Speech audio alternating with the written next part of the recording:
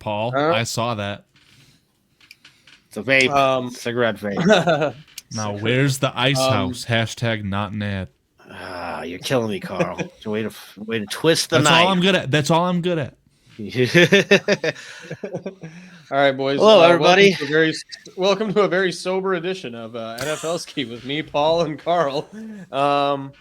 Yeah, we're just kind of catching up on what's going on with NFL news. Right now, not much is going on other than NFL free agency. I'm glad we waited a day because there is some news with sign and trades and franchise tag stuff instead of doing it on Monday. Because most of our people here are local and people can tell us in the chat, whoever's here, like Daniel Jeffries, like Ant Mass, like Scottish Bear. We were even debating on kind of letting some NFL ski talk bleed into some bear ski talk somewhere at some point through the show, kind of combining the shows. Because we've always said we don't want to just pump out content just to pump out content. If we do a little bit of that and a little bit of this, I think it'll be the best quality. So if anybody has an opinion in the chat, please feel free. Otherwise, we're just going to kind of round up the NFL, talk about stuff we like to talk about, and we joke with each other about on text. So yeah, we'll get started there. Paul, Carl, anything to add before we get started on some topics? No, man, just what's up to everybody in chat. Thank you guys for joining us. Bear down as always. And yeah, I'm excited to join you guys tonight on the NFL Ski Show. So thank you for doing me the honor of having me on. I'm excited to have you on, Paul. I need to apologize. I did not go live this weekend for the weekend show, the Friday, Saturday show, the Iron Spy. So I apologize to anyone who missed out on that. Won't be happening anytime soon, in my opinion. It was Valentine's Day weekend, so there's a lot of celebrating going on this weekend. And the Iron Spy channel, by the way, almost at 400 subscribers. I'd have to say, primarily thanks to BCP, to BEARSKIFILM, everyone who's involved. So thank you guys so very much. You deserve every sub, Carl. You are quality content and awesome. So anything we can do to help, that's awesome. Yeah, and otherwise, just kind of break down the week. I had something else to say, but never mind. So congrats to Carl. So I thought we do a little thought experiment, fellas, with the free agency, just because the news of the day is more related of today is free agency. Franchise tags have been opened, so they are allowed to be given out. And one of the bigger pieces of news on the day pertaining to kind of free agents, no official franchise tags, to my knowledge, have been given out as of day one, which is not surprising. It does not really mean anything. We are close to, who would you say, Carl, is the closest? Because the one I read was T. Higgins. I would love to share my screen, but you've already hit the nail on the head. It has gone through the 2x4, but if you want to throw up my screen real quick. Absolutely. T. Higgins' mother has called the Bengals a couple of selfish bastards. That's awesome. T. Higgins, as per Joe Burrow's request, will be retained by the Cincinnati Bengals. I apologize to you, Mike Vrabel, and the New England Patriots. That one did feel like an absolute slam dunk home run kind of T. Higgins to the Patriots. But I don't know how selfish the Bengals are. I mean, if he's getting 1 year, 40 million, whatever the hell of fucking, it's going to be in the 30s to 40s because that's what top flight wide receivers on average will get paid as the top 5 average, if I'm not mistaken. So I don't know how selfish is correct. I think the selfish part of it comes from the loss of ability of the client or your son to miss out on the open market overpay, like what the Bears might be doing, hopefully, with Trey Smith. So here's my thought experiment. This is according to CBS NFL. The top 25 free agents. And I thought, just to keep it kind of brief, and the lower we get on the list, kind of maybe, let's be realistic. I'm going to name a player, give a brief rundown of what you think, and maybe the team that you think would probably make the most sense for them. And then maybe even explaining, is it something you've seen? Is it something from stuff you've seen on like Twitter or whatever? But yeah, so starting with T. Higgins, because they do have T. Higgins ranked as the number 1 free agent in this free agency class, which in my opinion feels kind of gross. I don't really get, I like T. Higgins. He seems pretty good. I don't know if he's definitely legitimately a true number 1. He gives me Christian Kirk vibes. He gives me I know he's a little bit better than that, but I just don't know how bona fide of a number one starter he is on any team. Like we My alluded to, my the fear Patriots with were the ones that, that makes the most sense. I agree with you. My fear regarding T. Higgins and how good he is, right, comes from my thought process applied to Jamar Chase. It's Jamar Chase, Justin Jefferson, everyone else. I think Puka Nacua is third, but there's a huge gap between those two LSU kids and the rest of them. So if you take away a really good receiver like that and apply that pressure to T. Higgins as far as scheming against him, whatever, maybe he's not as good as he looks as he does with the Bengals. And the Yeah, argument on the other side, go ahead, Paul. Sorry. yeah, just in general, my philosophy on wide receivers, I hate paying them. I really do. And you're right, Carl. It is Jamar Chase, Justin Jefferson, and just about everybody else. And I don't know. I've just looked throughout the history of the NFL and whatnot, and I've seen quarterbacks be able to work with guys that are, you know what I mean, not as good as Jamar Chase and not as good as Justin Jefferson. And then I look at these top tier wide receivers. I mean, I always go back to this. Randy Moss doesn't have a ring, right? So, like, I know, is it worth it? Is it not worth it? I'm not sure. I just don't think that paying a wide receiver is always the best route to go. And the Bengals are already paying Chase, right? And I mean, dude, God bless T. Higgins' mom. Of course, that's her son and whatnot. But like, man, you want the money, you want the contract. Go be better than Jamar Chase. I mean, that's on you.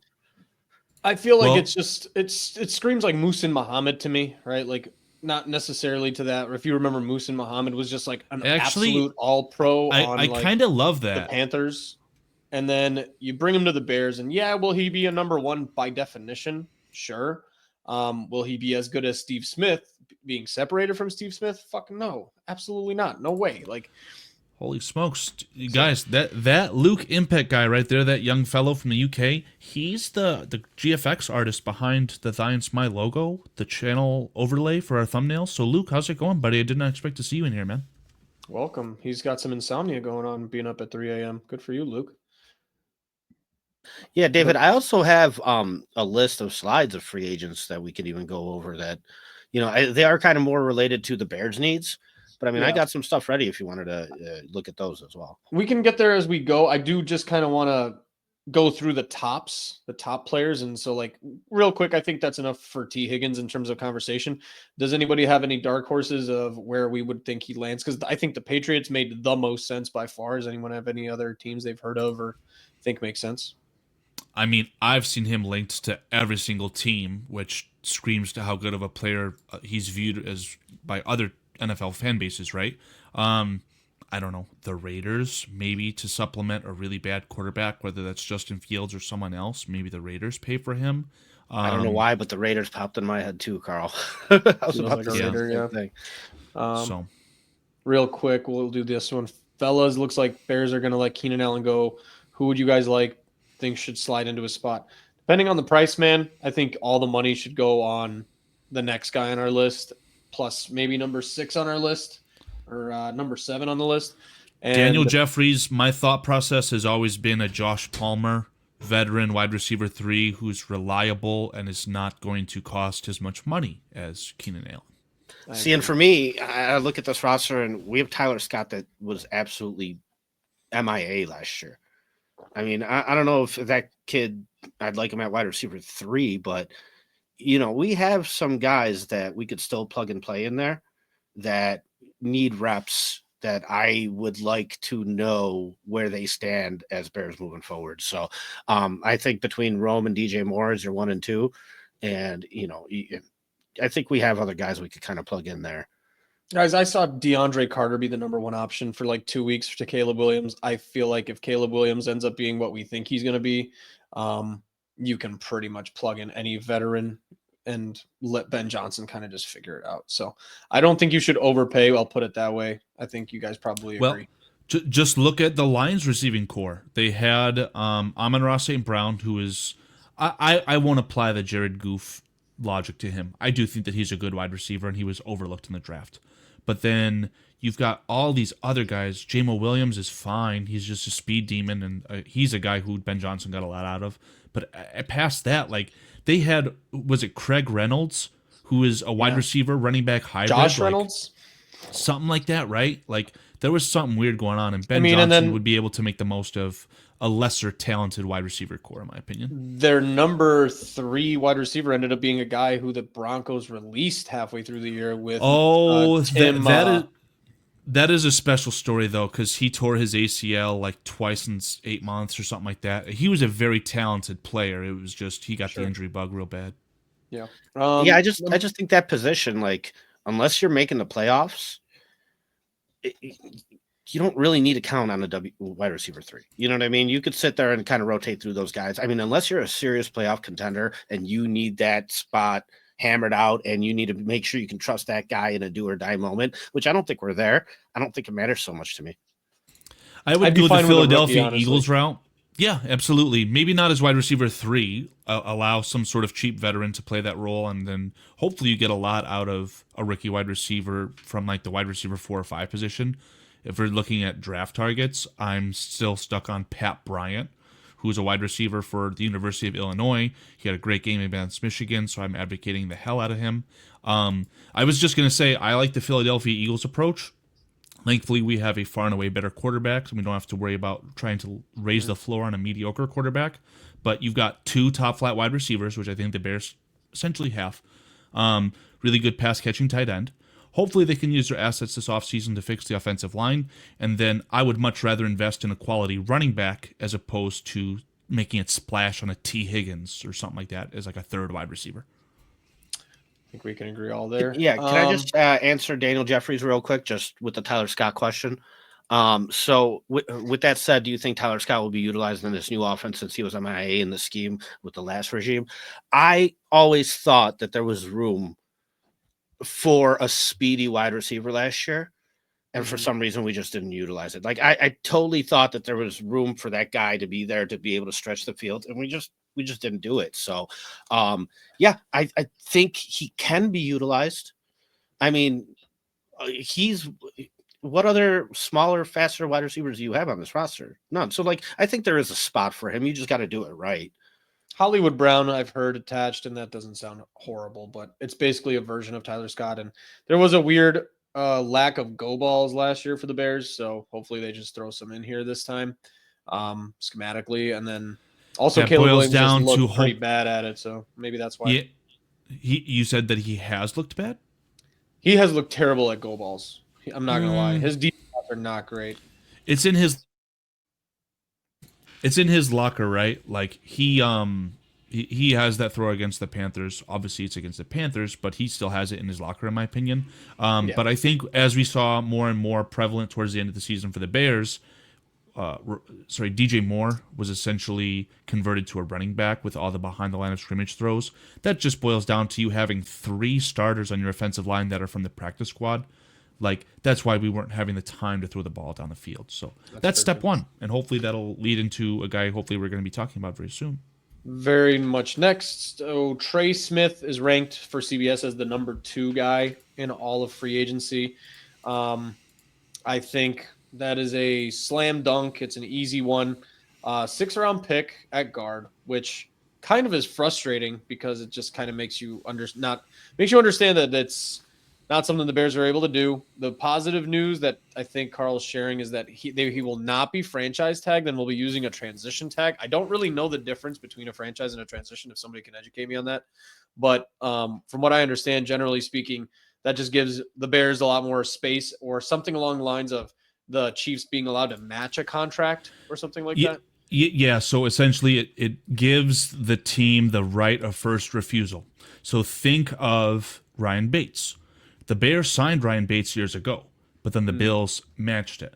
So if the Bears gave an offer to Trey Smith that he couldn't refuse, $25 million a year, fully guaranteed, get him on the quarterback salary, whatever you want to say, the Chiefs could choose to match it, but that's where the strategy comes in, where you just say, no, we are not going to allow you to match it because your cap indicates that you can't match it.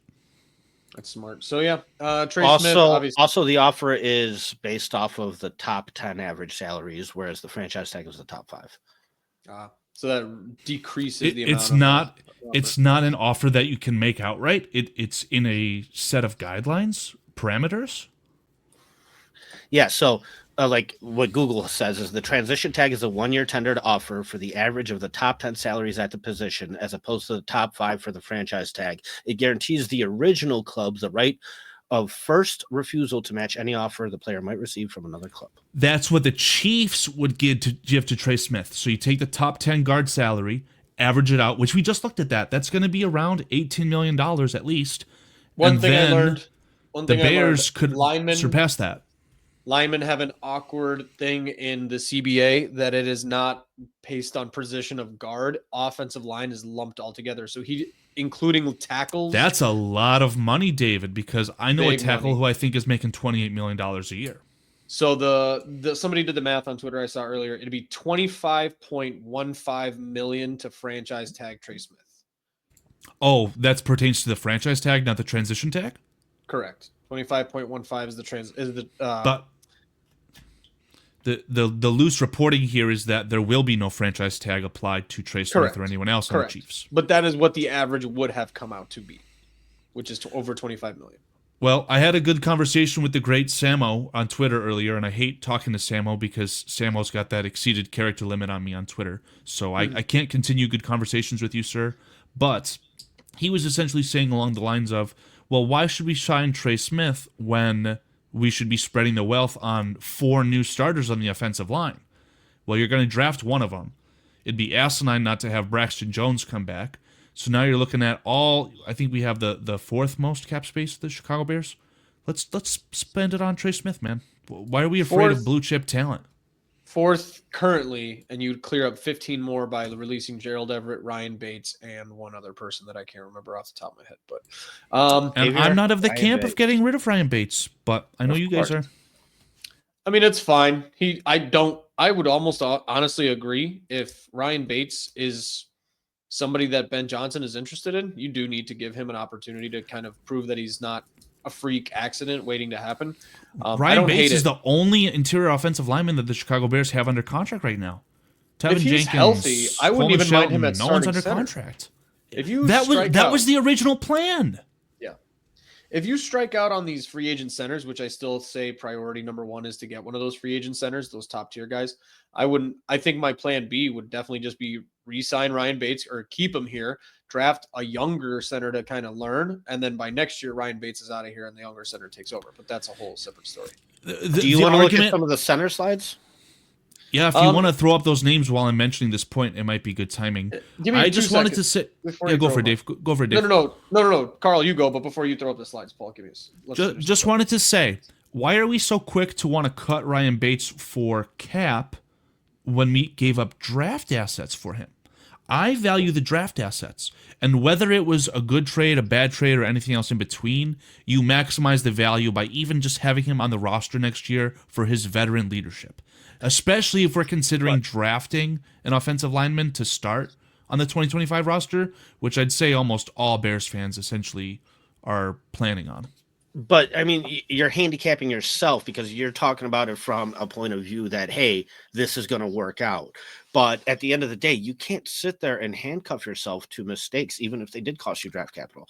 So even like Velus Jones Jr., just because he cost you a 3rd round pick doesn't mean you sit there and just kick a dead horse over has and over. Ryan Bates directly fumbled a snap on a kickoff and lost a game on his own?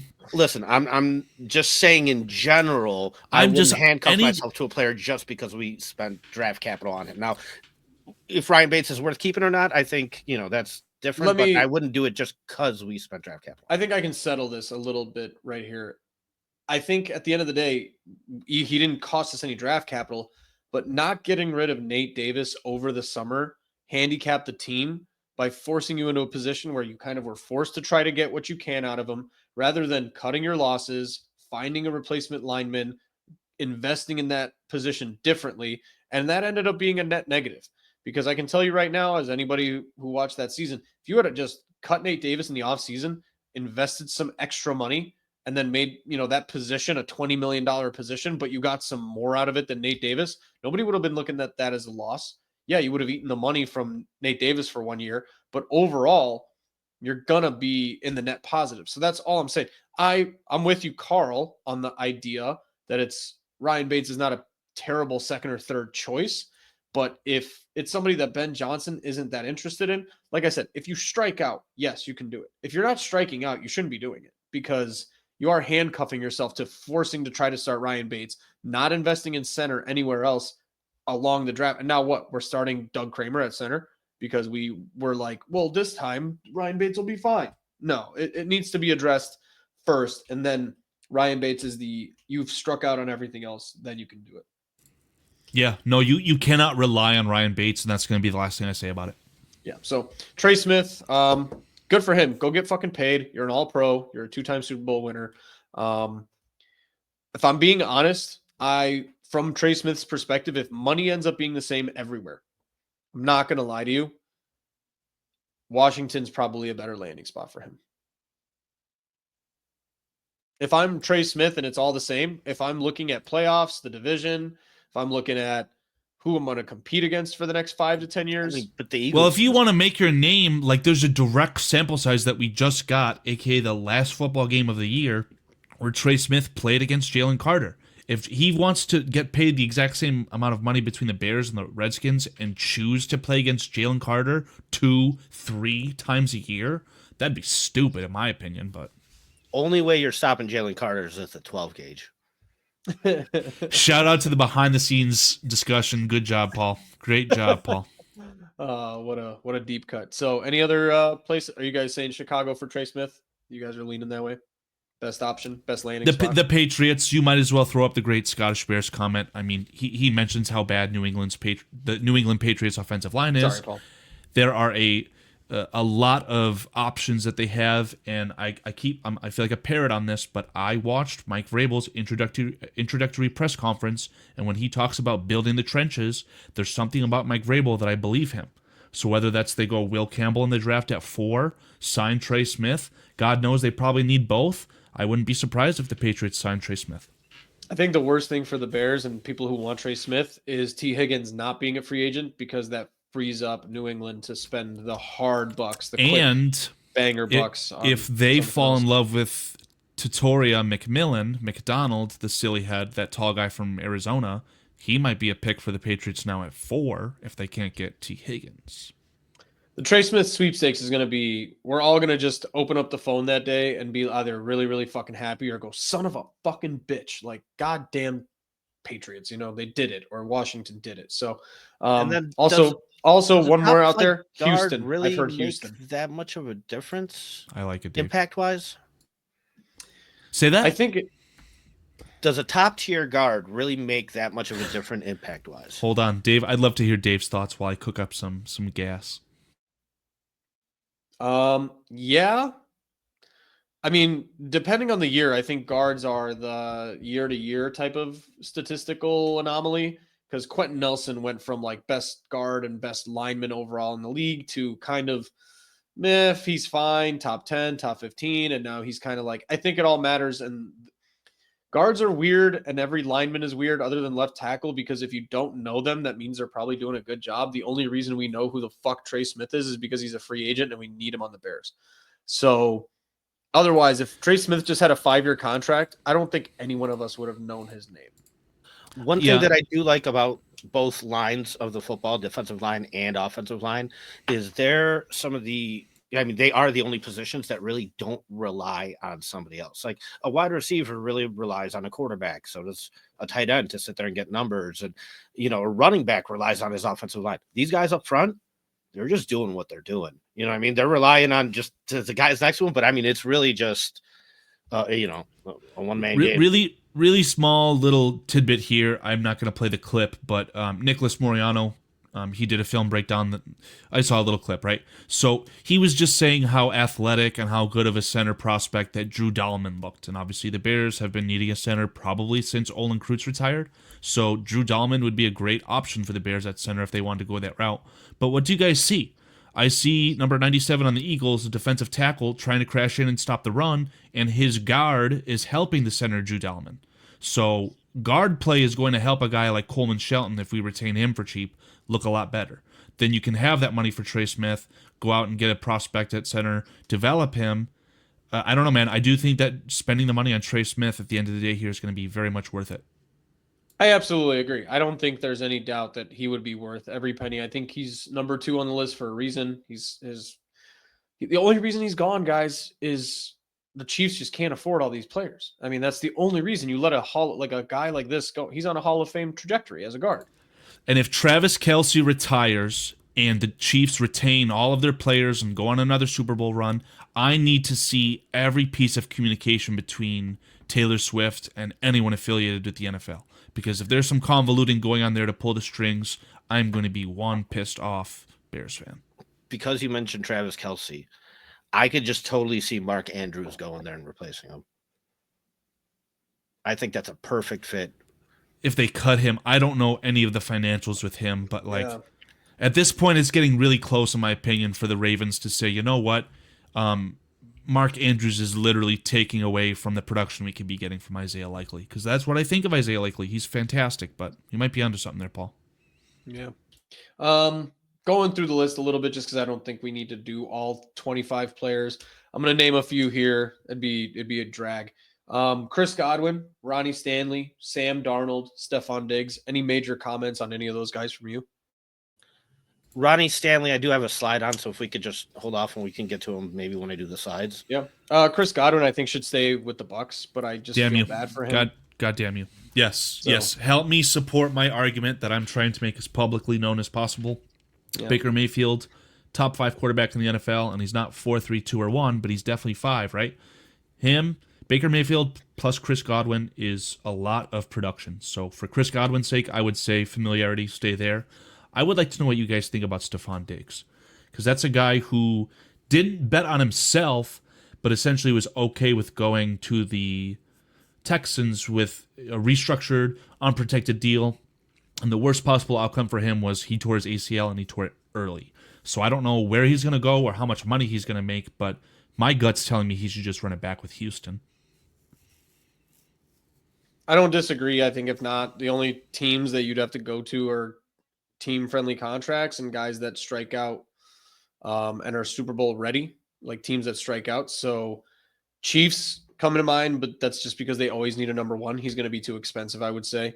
Other teams that do need wide receivers, I just don't think he's a fit. The only one that kind of maybe is one of those, okay, this guy can get a lot out of Stephon Diggs and maybe make him be a little less diva, is Jim Harbaugh and the Chargers. I think he just kind of makes sense as a Charger. I don't think they're that far away. I think he can elevate the rest of the room. I think he'd probably be a 1 or 2 year deal guy anyway. But the teams that we're talking about that are in like the T. Higgins category, I don't think any of those make sense in the same way. He shouldn't go to New England. He should not go to back to Buffalo. He should not go to the Raiders. He should not go to the Jets or none of those. So anything I would say is I kind of like the Patriots for Stephon Diggs now, because that's what Vrabel was able to do with A.J. Brown, was to kind of keep that locker room cancer that is A.J. Brown under wraps. I think that's the value of a Jim Harbaugh, by the way. Jim Harbaugh wouldn't allow a locker room cancer like Stephon Diggs into the organization. But I feel like Vrabel could keep him being Stephon Diggs under wraps. That might be a good fit. Yeah, I don't even think Stephon Diggs is that bad of a head case. I mean, he is, but compared to other guys in this league, like we've seen, I think what Mike Tomlin did with Antonio Brown for years was just spectacular. I mean, listen, Antonio Brown didn't just become crazy. He's always been crazy, right? And you sat there and you used the hell out of him. Punt returns, kick returns. He was a number 1 wide receiver in the league for a couple of years. And like the second he got out of line and posted something from inside the locker room on TikTok or Twitter or whatever the hell it was, they were just like, okay, bye, guy. Well, that's what the Steelers, repertoire is at. Yeah, but then we got to see the position, true right? Antonio Brown after that. You know what I mean? So, yeah. No, it definitely ran off the rails, and it's no coincidence that Antonio Brown became Antonio Brown after he got fucking blasted by Vontaze Burfict. Mike Mayock, he called him Mike Mayonnaise. Well, that's very deserved. I genuinely will go to bat for Paulski instead of Mike Mayock as a general manager. Like, that was a terrible experience for those Raiders, but I'll digress on that. How about any opinions on Sam Darnold, where he should go? I can start. I think he personally should take like a team friendly deal at like 25-30 mil and stay with the Vikings. I don't think it's possible. And I think there's a team dumb enough to give him 40, and that team's probably like the Raiders. He's getting 40, and it might be the Vikings. I mean, dude, the guy's 27 years old. He just had a really good season with you. Like, it's really hard to make the case to move on from a guy like that. I mean, dude, once you find a quarterback, these teams want to hold on to him. And at that age, I mean, 40 million a year, it's going to be the going rate. And I don't think it's the worst deal for the Vikings, especially if they could somehow find a trade partner maybe for JJ McCarthy and try and sit there and do that. I mean, I think it would be very tough to move on from Sam Darnold and start an unknown after the season you just had with him. However, he did fail you when the moment mattered most, right? So. Yeah, those last 2 games, he just looked absolutely terrible. And you could point to their left tackle injury for the Vikings. They were playing Cam Robinson, but I think the player's name is Christian Darisaw. He would probably help. I don't know, man. A couple things you just said. $40 million for a quarterback when the top AAV for quarterbacks nowadays, including Jordan Love, they're making $60 million. 40 is a bit of a bargain. If I'm the Vikings, though, if you can ride with the rookie contract, and you went from a known variable being, wow, I can't think of Kirk Cousins' name. Go from Cousins to an unknown Sam Darnold, and you get all that production. I would not put it past the Vikings to get a lot of production out of JJ McCarthy, and he would be infinitely cheaper, right? So if the Vikings feel that they're close, it would probably be more intuitive for them to move off of Sam Darnold. I personally feel that Sam Darnold has no chance to go back to the Jets. I would like to know what you guys think about that. But real quick, though, like, doesn't this situation kind of mimic Baker Mayfield? Like, doesn't Tampa finally feel like, hey, we got to figure it out with Baker Mayfield? I mean, it just feels like the same thing's going on with the Vikings to me, where, But they just never had a JJ McCarthy. JJ McCarthy is essentially a top 10 pick. Yeah, but he got injured right away and didn't play for you. So that's not Minnesota's fault. I mean, they had in the plan preseason, there. He looked very good in the one game. And you drafted him for a reason, too, so You I did, don't know, because man. you needed a quarterback, and now you found one. Yeah, but the problem here is that, like we said, Sam Handcuff Darnold has yourself. played him. Handcuff yourself as a draft pick. Sam Darnold played himself out of Minnesota is what he did, because I don't even think the Vikings expected to get from Sam Darnold what they got out of Sam Darnold. In fact, I know they didn't. So Correct. He played himself out. I think in their minds, they're like, this was nice, but you can just go if that's what it's going to cost us. And like Carl said, if that's handicapping you for the next 5 to 6 years, because that's what, if you said he's 27, he's going to get a 4 or 5 year deal minimum. And that's just kind of what it's going to be. If you're Minnesota, you're handicapping yourself. I think you're creating your ceiling by keeping Sam Darnold, whereas JJ McCarthy gives you a ceiling elevator probably and a ceiling floor. I think also you get a guy who is a blank slate for Kevin O'Connell, and JJ McCarthy is probably going to be pretty fucking good anyway. I think Let me explain, with Sam Darnold. Let me explain something with JJ McCarthy, okay? JJ McCarthy was, I think, a true freshman for Michigan, and he was brought in as a change of pace quarterback to run like Justin Fields. And then in the Rose Bowl, the whole 2023 college playoff performance, he was a good thrower of the football. JJ McCarthy is very, very talented, guys. Dave's hit the nail on the head. He's going to elevate the Vikings' best case. Worst case, could be worse. It's a rookie. But I think the floor is really similar. And again, a lot cheaper. Yeah. I think it also gives you more flexibility moving forward. If another quarterback, you want to replace him, and you want to replace JJ McCarthy after 3 years, it gives you that option. But if you're stuck with Sam Darnold in that fucking contract, you're fucked. You're fucked for the next 3 to 4 years. JJ McCarthy, the Vikings, if he sucks, you can start thinking about drafting another JJ McCarthy replacement. Yes. The Vikings brought in Joshua Dobbs out of necessity, and he looked okay. He's out of the NFL, it's my understanding, right? Or like a career backup now. But Kevin O'Connell's a bit of a magician when it comes to these things, man. I say roll with the rookie. Obviously, Michigan bias, and I hate to say that because I'm not a Vikings fan, but that just seems like the logical choice, in my opinion. Sam Darnold feels like a Raider to me. I don't know. Him and Pete Carroll. I don't know. Russell Wilson too, but Yeah. I think I would look at it as how much does my quarterback room cost me in general. And so, I mean, I think there's a good chance that you could still keep Sam Darnold and JJ McCarthy, to be honest with you, as well, because, Correct. yeah, I mean, it would make sense financially to me. Listen, but I wouldn't sign Sam Darnold to like 5-6 years. I mean, if you're looking at like a 3-4 year deal, kind of like what Kirk Cousins got, I don't know, man. That'd be pretty tempting to me. Do you know what the problem with that, Paul, is? Is that now JJ McCarthy and Sam Darnold leave your team at the same time. And JJ McCarthy would say, fuck you, and leave and get signed somewhere else and get redrafted.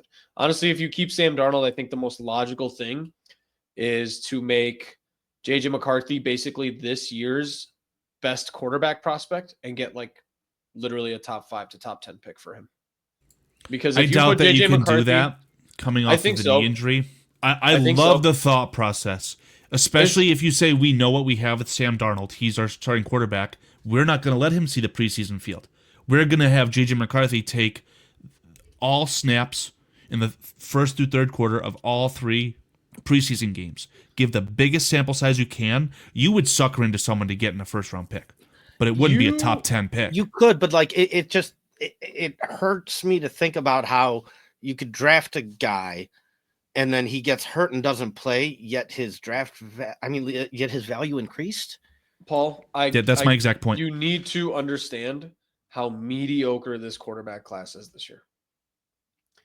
JJ McCarthy Do not let J2K earmuffs. JJ McCarthy would be the undisputed first overall pick in this year's draft. Tennessee would draft him, and they'd probably put the pick in now. Yeah, Paul, I adore Dane Brugler. I am the self-proclaimed mouth of Dane Brugler. He said that Cam Ward, who's at the top of this draft class, would be the 7th quarterback selected in 2024 after Bo Nix. I mean, I've just watched these guys get drafted high, and I mean, look at Trey Lance, 3rd overall pick. What happened? So I think, I'm not going to sit here and just act like JJ McCarthy's a proven deal, because he hasn't proven it. He hasn't proven anything. So I don't know. To me, I think that that's risky to sit there. And with the team you have, I mean, guys, I thought Minnesota was going to be at the bottom of this division. I did not think they were very good. All year I was waiting for that bubble to burst, and it never did. But it's like, can you afford to go through rookie quarterback slumps next year? Or do you think like this team is ready to win now? And if it's ready to win now, keeping things at the quarterback position consistent with Sam Darnold there may be enticing. And that's a really good point, because what just happened to the team that beat you in Week 18 to get the number 1 overall seed in the NFC? The Lions had their brain drained to the bottom of the basin, right? Like, the Vikings will think that they can win this division. Definitely. I feel like regardless of either one of those quarterbacks starting, I think Minnesota, to me, this might be way too early type of predictions. Minnesota is my favorite for the next year's division. I think, like Carl, I think Packers. The Detroit Lions are going to have a little bit of a downturn. They kind of have to. If they don't, then Dan Campbell's a fucking god. I think the Packers are going to. I said if, goddammit, if he fucking gets first seed. If he gets first seed. Understood. The Packers, I think, are going to come back down to earth, and I can't fathom Jordan Love being good every year. He's just going to be shit one of these years. And then if nothing changes and Brian Flores and Kevin O'Connell just come in next year with more draft picks and either Sam Darnold or JJ McCarthy, they're the favorite to me because they have the most consistent team right now. They're doing is adding good players and not losing anybody. The Packers are very well coached, and the Packers have the luxury of not only playing the third schedule, like the third place schedule, but it includes a lot of weak teams. I'm not saying that the Packers are the best team in the division. Bullshit. You'll see. I fucking hate the Packers. I hate them with all of my being. They'll end with about 10 wins, 9 or 11. Strength of schedule arguments more.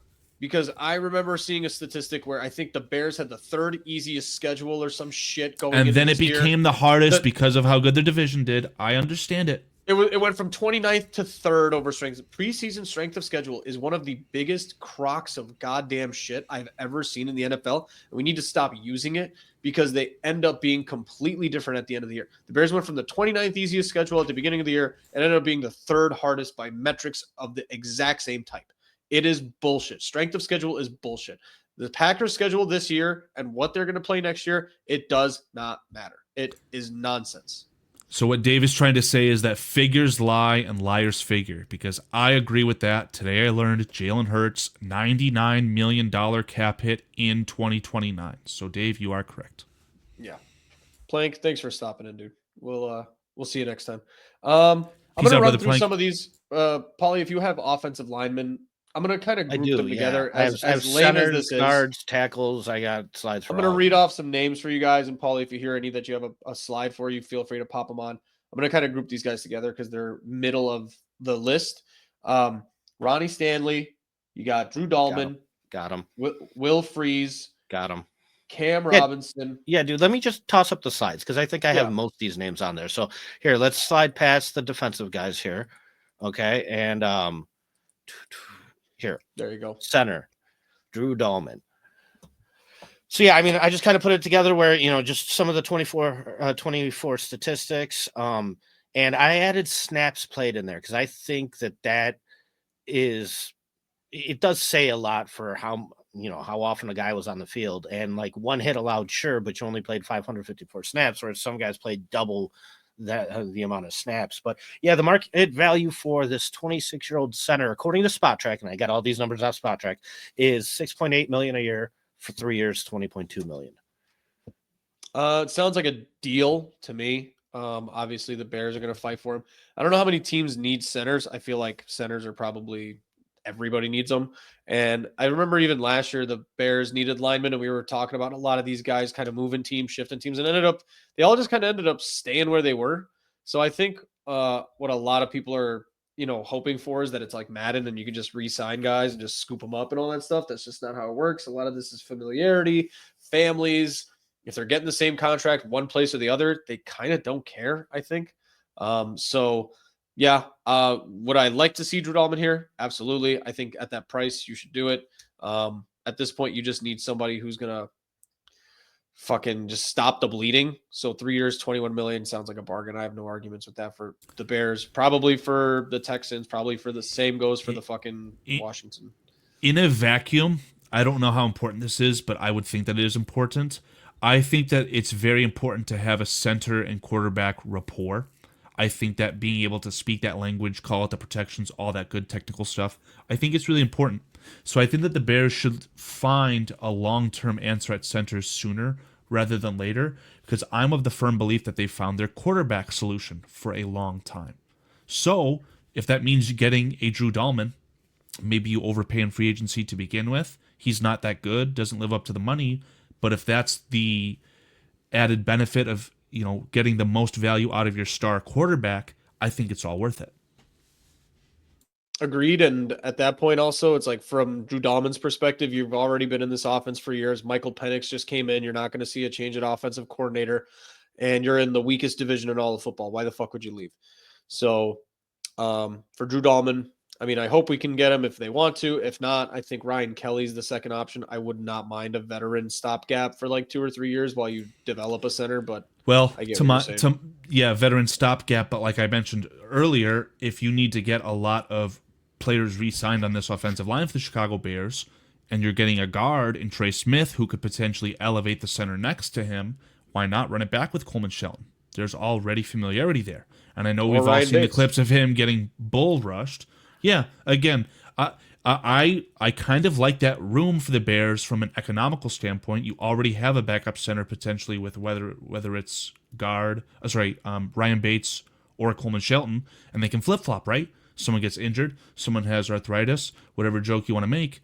I think that that'd be an economical option to pair with a blue chip icon being Trey Smith. Next slide. Yep. Ryan Kelly. So 31-year-old center. Yeah. One penalty, one sack allowed, one hit allowed, 11 pressures, 600 snaps played. Spot Track has him for 1 year going somewhere for $10 million. See, to me, that's why if you go back one, Spot Track does not feel correct, because if Ryan Kelly's a 1 year, $10 million guy, but somehow Drew Dahlman's only worth 7, absolute nonsense. Drew Dahlman deserves probably more money per year and a longer term deal. So I like That's where we Ryan get Kelly into the as a weeds, right? stopgap, but yeah. That's where we get into the weeds, right? The veteran wants to get paid more money. You can earn that more money if you don't get injured, if you hit these incentives, if you get game in the playoffs, right? So that's where the numbers get a bit convoluted. I'm always going to fall back on the thought process that the salary cap is a myth, and the numbers don't necessarily matter to me unless it's, gargantuan. But Yeah, David, I had to base it off something. So Spot Track just No, made I out get to it. be, the easy fallback option for me. So when I make I did these see a slides. comment in Jeremy Munoz where he said he saw something about a 3 to 38 million. That sounds more accurate. 12 mil a year, and I would do it. You got, dude. At the end of the day, I would say center is the most important position that you can invest in this offseason. I'd feel much more comfortable if like everything just doesn't work out your way and you can get Drew Dahlman plus drafting Trey Booker or getting like Mekhi Becton. I feel more comfortable at that than getting Trey Smith and running him back with Coleman Shelton. I'd feel much more comfortable with that pair than the other pair. So So if you just want to to, start talking about Mekhi Becton, I mean, Scottish Bear already put my I got a thoughts on slide. this in the comment. I mean, I Mekhi don't like him, Becton but reminds me of the right guard version of Tevin Jenkins. Talented prospect, couldn't cut it at tackle, injured. yeah. Next So slide. just to put things into perspective too, total snaps throughout an entire year. I mean, what you're looking at 60 snaps a game between runs and passes or so. And so like you're looking somewhere between 1,000 to 1,100 snaps for a full year. So 600 snaps, definitely you're missing some games. And there you go, boys. 21 snaps played for Coleman Shelton. It Yeah. feels Whenever I gross, hear but when Adam you see Mason it side talk by about side, this, it's not that bad. 4 penalties is not horrendous for the way that offense went all season. 3 sacks allowed, 3 hits allowed, and 26 pressures puts him at 58th. That's really, really fucking bad. But like Carl said, I put a lot of that on the guard play around him because he was the there every goddamn revolving play. door. Who's the guy from the practice squad we had playing guard in against Arizona? Like, I don't know, man. The one thing I'll say about these penalty stats too, I love when the NFL referees will make a false start call and they say everyone but the center, but the penalty is on the center. So I don't know if that ever comes into effect. But I have a short I made. It was when Justin Fields was still here, where the ref goes false start. Everyone on the offensive line, just everyone. One of the best referee, I don't know if you guys remember this. I think somebody got kicked in the nuts and the referee call was like personal foul, giving him the business. yeah. That I was one remember of the that. best That was ones hilarious. ever. That was like the late 1990s. Yeah, that was a good Yeah. clip. Personal foul, Next giving him the slide. business. Yep. Next Yeah. slide. All right, so now we move on to guards. So those were just the 3, the couple centers I had. We talked about Trey Smith a little bit. Do you want me to just move on from this one? Yeah, I'm curious. Do you know what his snaps played were, or is that not available? It is available, and I just forgot to put it on there. Let me Now, look it up real quick. I will tell you, I don't think that he has missed much time in his entire career, not just 2024. Like, talk about an Iron Man. That's why I'm such a proponent of signing this guy, right? You can start to kind of build your economics with the thought process of paying Caleb Williams like a starting quarterback with Trey Smith. Give him Caleb Williams' salary, $60 million a year. I could give a rat's tail. And then once you have to pay Caleb Williams, then you switch that around. But giving him big money is not a concern of mine whatsoever, man. Neither did I. And I like this comment because when you see it this way, and then I like these slides, and Matt saying same pressure amounts. Does Shelton look a little bit better now? So different because usually centers are not one-on-oneing players and defensive tackles, and your right tackle is going to be lined up over like a nose tech and all that stuff. It's fine, but I agree. I don't think it makes Trey Smith look bad because it's a totally different thing, but it does make Coleman Shelton look a little bit better in my opinion because I have news to break, guys. The way Carl has been saying this, when you have Coleman Shelton out there on a fucking island and you have a rotating a revolving door of guards, Guess what every defensive coordinator is saying? I don't even know who the fuck this guard is. Let's attack Coleman Shelton every game. Yeah, that's the thing though, right? Like when you're designing the offensive line, I don't see a team wanting their center to be on an island. The center is supposed to help out the guards. So if you have a Tavondre Sweat who's designed to attack the center, you need to be able to identify that and get a guard to help. So it goes both ways. Yeah, and just from putting together film on Caleb getting sacked, I got to tell you, man, early in the year, and David, I know you said this to me right after the Houston game. You go, well, there's the blueprint for how to beat the Bears offensive line: interior pressure, interior pressure, interior pressure. And a lot of it was Nate Davis. A lot of it was Nate Davis messing it up, putting like Coleman Shelton out there on an island. And like, it was a shit show. But yeah, I mean, it's definitely a unit thing when it comes to the offensive line. Yes. And I'm not saying that just signing Trey Smith and running it back with the bozos we have now was going to be good enough. It's just a starting point. But I don't know, man.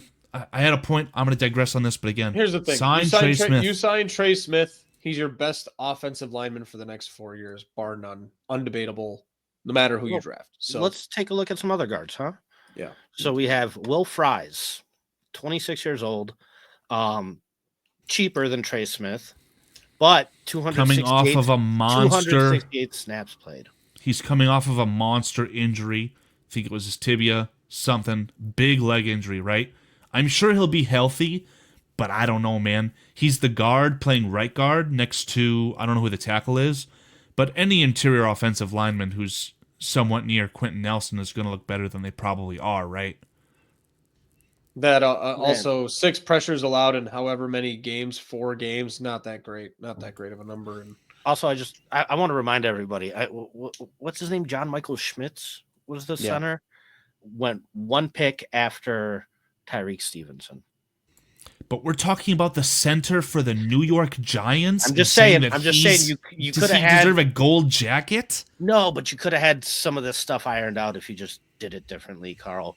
We wouldn't be in a position where we need to replace 4 out of 5 linemen here. You know what I mean? It is to Paulie's point. It's just been an absurd level of neglect by Ryan Poles. That's why we got a BJ. That's why I'm saying you overpay this man a little bit. I mean, Spotrac has him at 10.3 a year. To me, we talked about this. I'm going to bring it up. 13 a year, man. I'd pay not this guy. Not going to happen. It's not going to happen. Even if you kiss God on the lips, it's not going to happen. And for all the talk of him being injured, missing time, 738 snaps played. I mean, compared to some of these other guys that I've seen, it's not the worst, man. So. And again, I think he's a guy that you put on a good offensive line and a good coach, and he's going to look tremendously better. Let's talk about it. Here, let me get this shared on the screen with you guys real quick, and then I'll do my spiel. I'll just verbalize what we've talked about in text message. I mean, the direct comparison for Tevin Jenkins is the player that was drafted in the same draft class as him and had the same career arc. Sam Cosmi, drafted who was a tackle, moved into guard, little bit of injury concerns. I can almost promise you Tevin Jenkins will not get anything less than this, framework here, right? 17, 18 million a year. If Robert Hunt is getting $20 million, legitimately, what is stopping the Detroit Lions from giving Tevin Jenkins $18 million a year?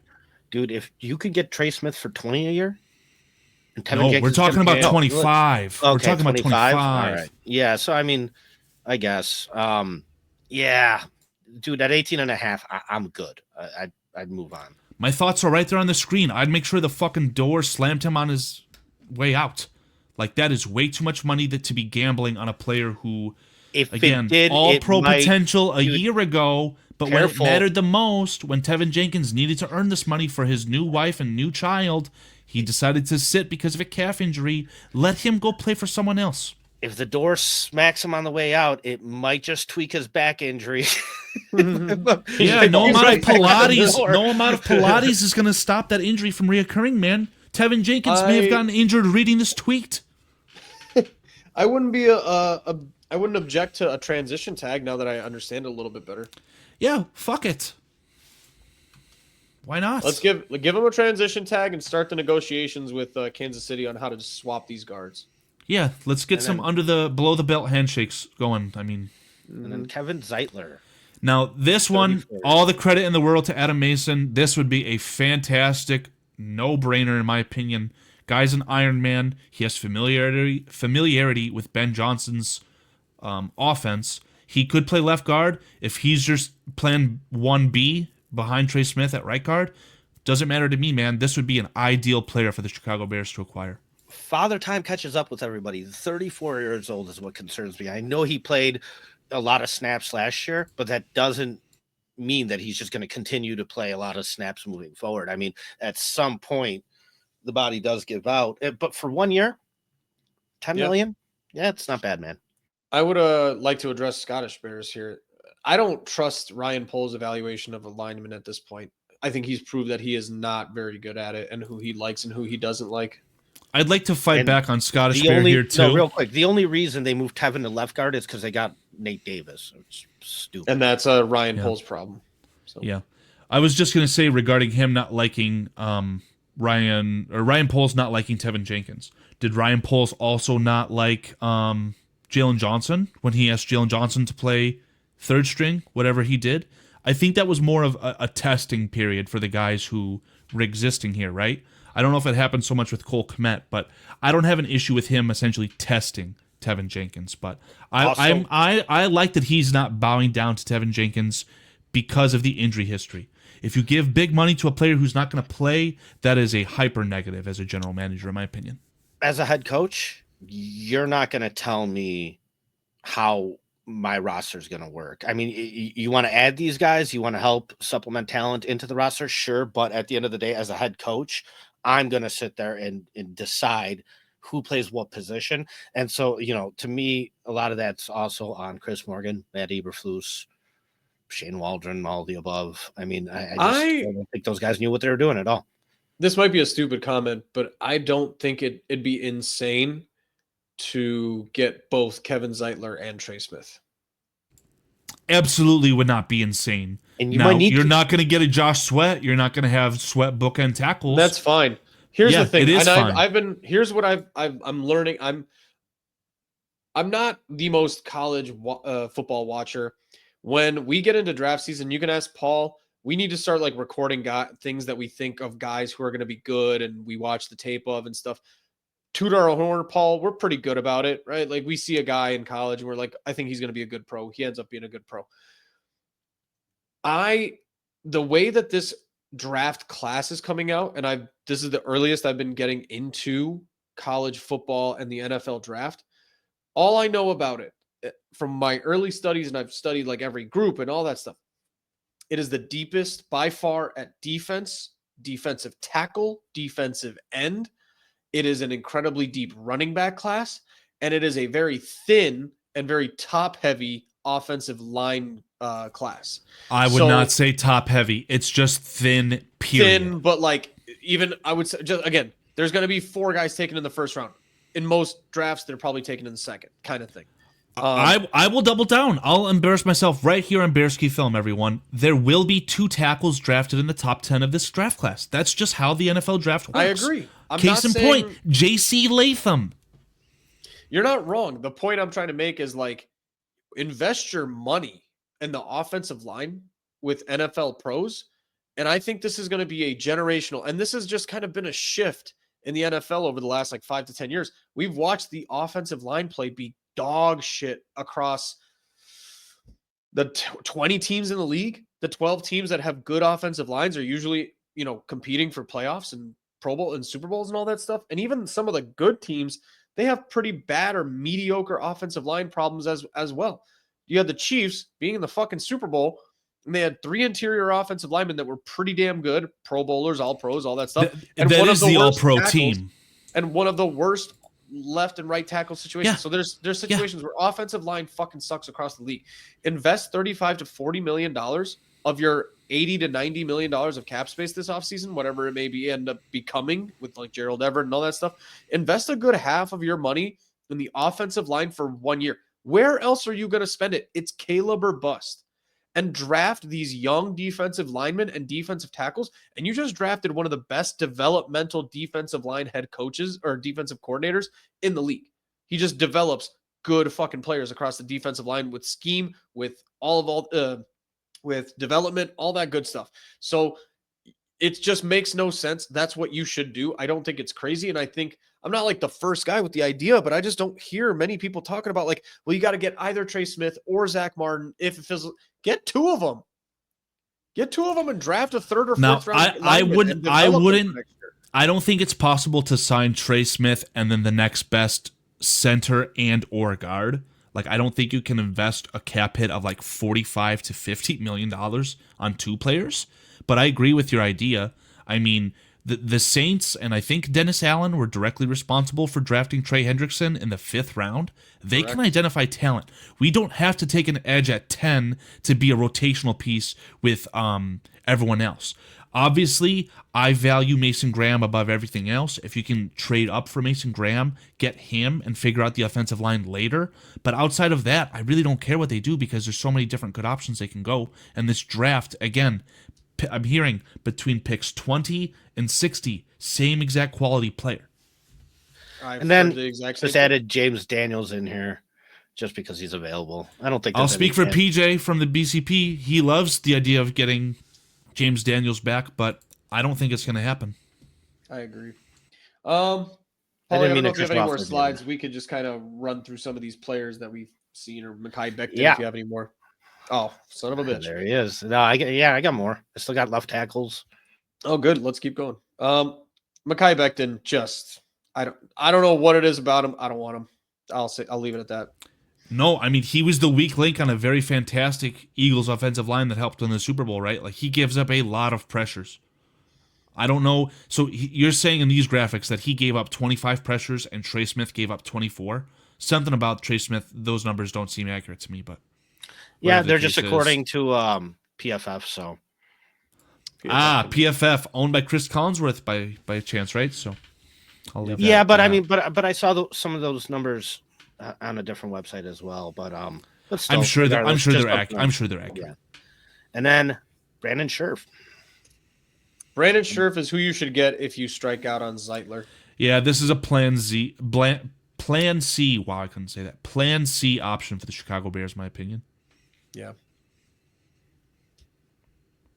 And another guy, this guy and Scherf are side by side.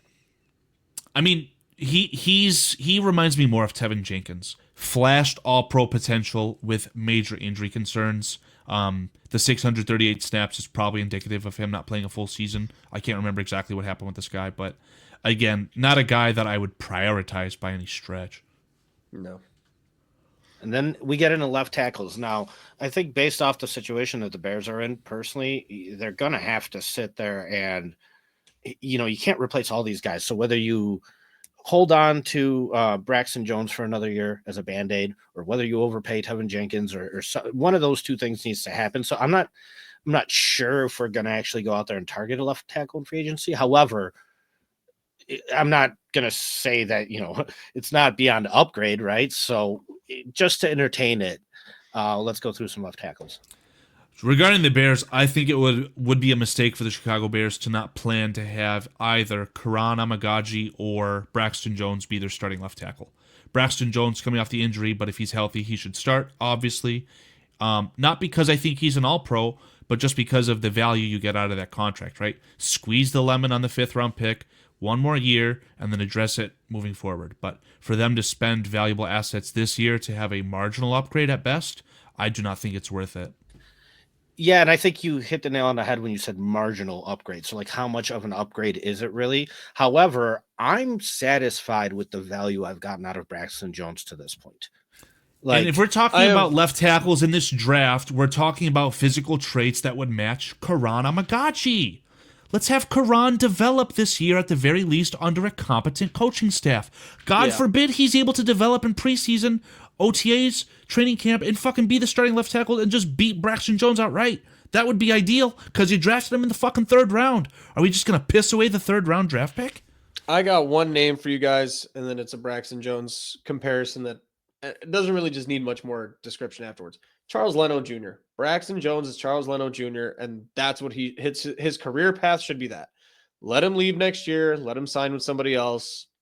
He'll play out another 4 years. He'll be fine. He'll be serviceable.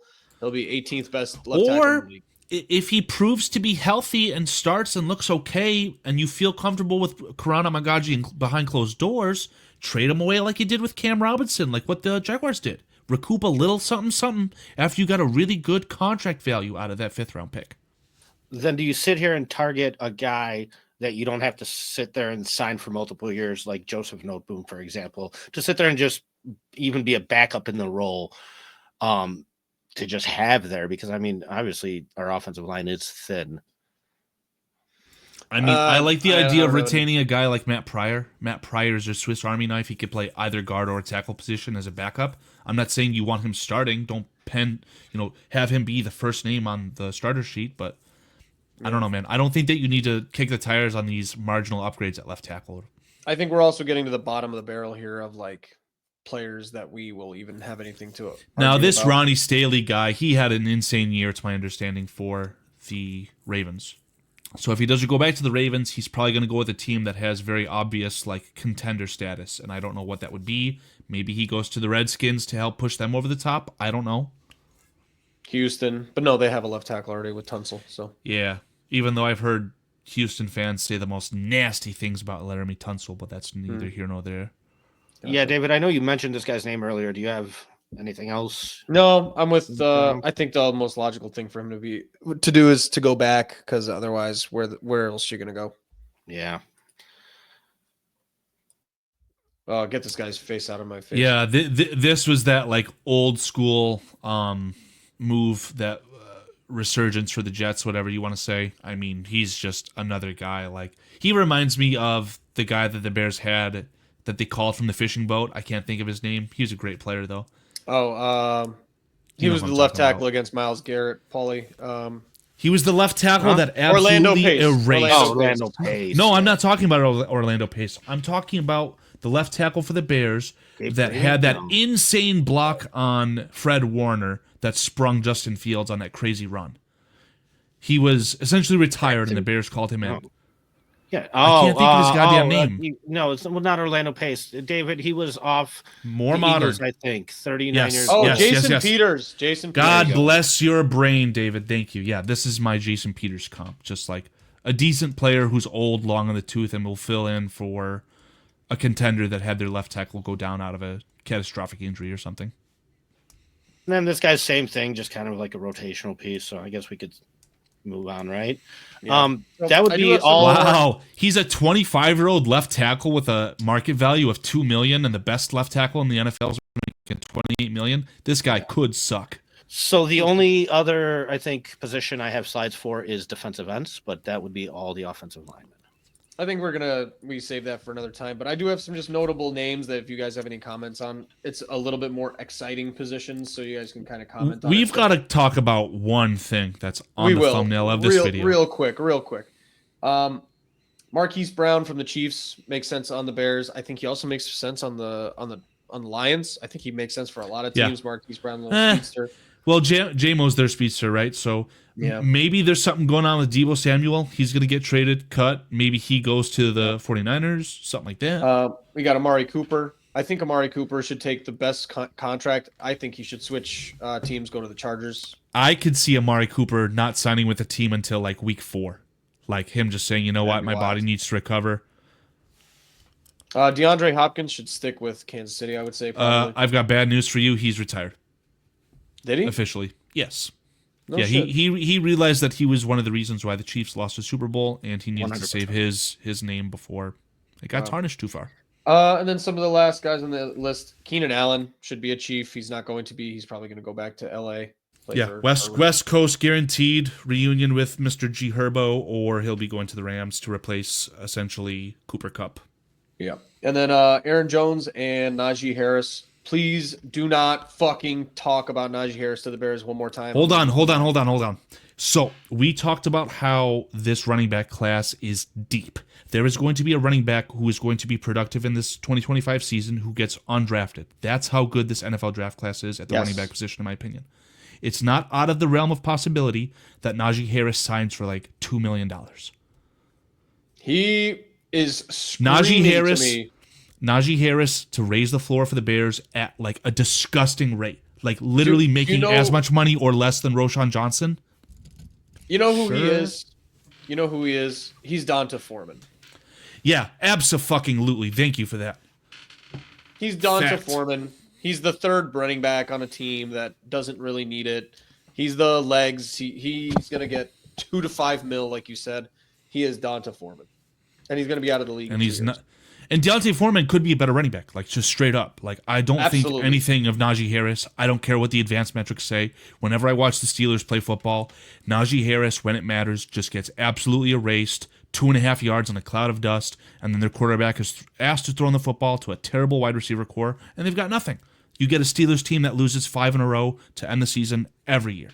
And that's why I don't draft a running back in the first round, because when they fall off, they fall off. It would be, Paul, I got bad news for you. There's going to be 3 running backs probably drafted in the first round this year. Boom! You fucking stole my thunder, son of a bitch. And it is the one time I think that the second and third, not even the one time, I don't believe Ashton Genty will get drafted by Jerry Jones because he's going to be coked out of his mind and it's going to be great. Like me? Yeah, crack pipe Carl. And then we're going to, what we should do, and then not should, it's a bottom of the first round value pick this year for a team like the Steelers, for a team like the Chargers, and they will absolutely not regret that choice. Omarion Hardy from North Carolina? Hampton. Omarion Hampton, to me, I think will absolutely have better stats and probably a better NFL career than Ashton Genty. Write this down, Paul. 1 hour, 11 minutes, and 40 seconds, because that clip will go viral here in a couple of years. That dude is a fucking stud. Get the fuck out of here. And then the running back. Bro, he's Diet Walter Payton. I love to embarrass myself publicly. He's Walter Payton. Awesome. Like that kid has the juice, man. I've gotten to the point where if somehow, some way, the Chargers don't get their hands on Ashton Genty, it will be Omarion Hampton. And I'm getting close to the point where I would say Omarion Hampton could get Ohio State. Travion Henderson. He will not get past the Raiders and Chip Kelly at 37. So if someone wants to trade up for him, it's possible, and in my opinion now probable. But again, I'm getting close to the point where Omarion Hampton guaranteed 2,000 all-purpose yards for the Chargers when he's drafted there. Like, absolutely. It is a foregone conclusion. There's going to be a run on running backs. End of day 1, start of day 2. 10 running backs in the top 64? It's possible. And honestly, with how good they are, that should happen. Yeah, it should. They are going to be... That's why this year, I feel bad for Saquon Barkley and Derrick Henry. It's going to fucking suck watching these rookies get paid jack shit, and you're going to be like, I just won a Super Bowl. I need to reset the market. You ain't resetting shit, buddy. This running back class is going to break that whole argument up real quick. Yeah.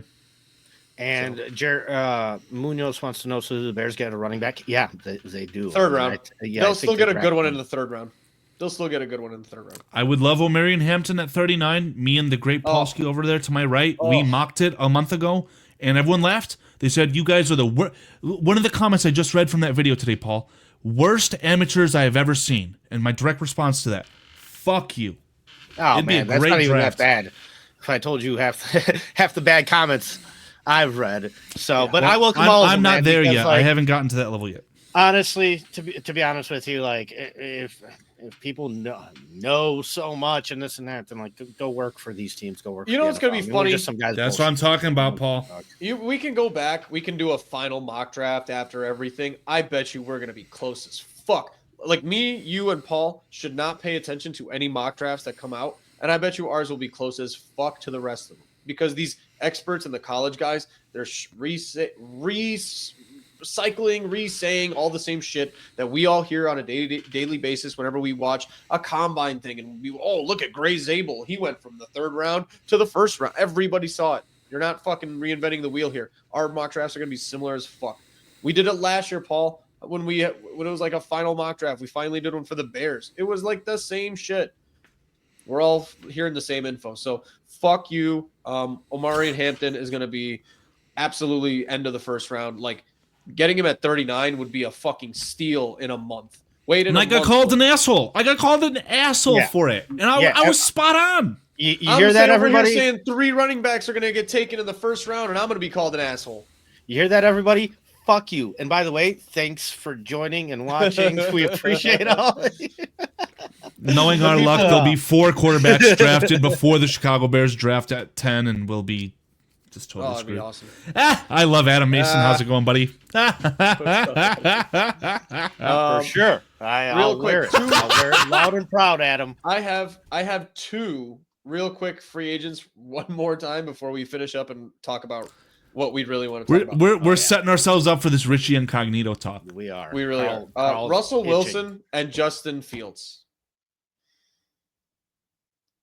I think Fields feels like a jet. Feels like a jet for Justin Fields and Russell Wilson. No, I think that Justin Fields is a mental midget, and he knows that, and he will not accept going to New York, which is a smart move from Justin Fields. That's a fair point. He dealt with this similar type of shit here, and I want to ask you guys: Is Devontae Adams gonna get cut? He's gonna get moved. Yeah. So that's gonna be another piece that kind of Green Bay gets thrown out there. I think in the wide receiver pool. Yeah, you're very accurate. But again, in my head, I've already accepted that Russell Wilson is a quarterback for the Raiders. I don't know if he's a starting quarterback for the Raiders, but that's where I just feel like that's ended up. The quarterback room of Shadur and Wilson is just like writing on the wall. Yeah, absolutely. If the Steelers were smart, the Steelers would retain Justin Fields and would stay very, very, very far away from this quarterback draft class. That's what they would do. And they would either strike gold with Justin Fields, which I wouldn't put it past the kid, but the more likelihood is they would finally have a losing season and they would be able to position themselves to acquire a good quarterback for the first time since Ben Roethlisberger. So re-signing Justin Fields on the low is probably a win-win for the Steelers.